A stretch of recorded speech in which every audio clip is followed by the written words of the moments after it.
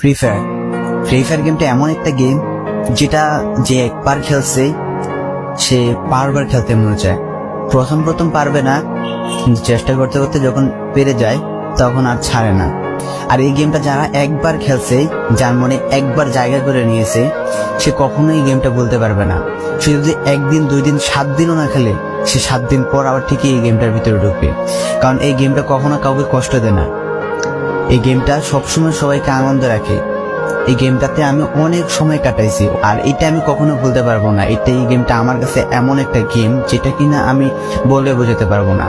And এই গেমটা শুধু আমার কাছে না, আমি মনে করি যে প্রত্যেকটা ফ্রি ফায়ার প্লেয়ারের কাছে অনেকটা ইমোশনাল টাইপের একটা গেম হয়ে গেছে। কারণ এই গেমটাতে বর্তমানে যে অবস্থা হচ্ছে, যে গেমে এমন আপডেট দিতেছে, আপডেট দেওয়ার কারণে পুরো গেমটাই চেঞ্জ হয়ে যাচ্ছে। আগের ফ্রি ফায়ার আর আগের মতো নেই।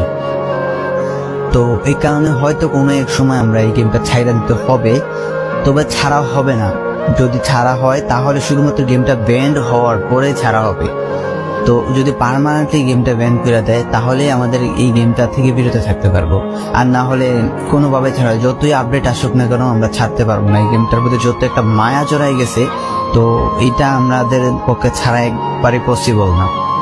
ফ্রি ফায়ার গেমটা এমন একটা গেম যেটা যে একবার খেলছে সে বারবার খেলতে মনে চায়। প্রথম পারবে না, চেষ্টা করতে করতে যখন পেরে যায় তখন আর ছাড়ে না।